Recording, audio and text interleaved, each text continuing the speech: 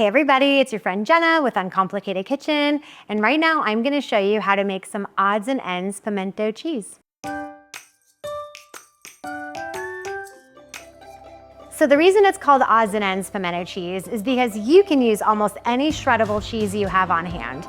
Today, we're gonna use pepper jack and Colby jack. Making pimento cheese is as simple as putting all ingredients in a bowl and mixing it well. Right now, I've started with 2 cups of our shredded cheese.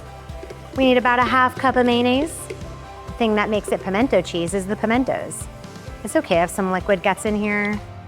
So we're gonna do 3 tablespoons, half teaspoon of granulated garlic.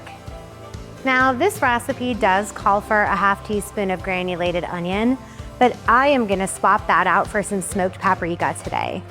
Also, it calls for freshly cracked black pepper, but I'm gonna do a little white pepper instead because I have it on hand. And a dash of cayenne. And we can't forget about the cream cheese. 8 ounces softened. If yours is really cold, you're gonna wanna microwave it at little 15-second intervals to soften it up. I really like doing this with a fork, a large fork. It just, the pressing motion I think really helps to break everything up. I'm gonna switch tools now and use a big old rubber spatula. It's gonna help me make sure that everything is well incorporated and lift it off the bottom. So some cheeses are saltier than other cheeses, but you're gonna wanna add salt to taste to this. So let's see where we are. Actually, this doesn't need any.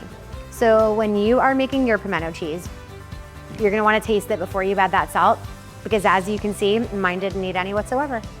So you might have been waiting for me to use this food processor that's sitting here, and I just went ahead and did this whole recipe by hand. If you need some help from a food processor, it is absolutely fine to use. I just recommend that you pulse slowly until everything is combined, because you wanna have those bits of pimento and those little chunks of cheese inside of your pimento cheese. Pimento cheese, we did it. Guess we just have to make sure it's good. Like, what if it's not? So we just have to check, It's a formality, really. I love the addition of smoked paprika.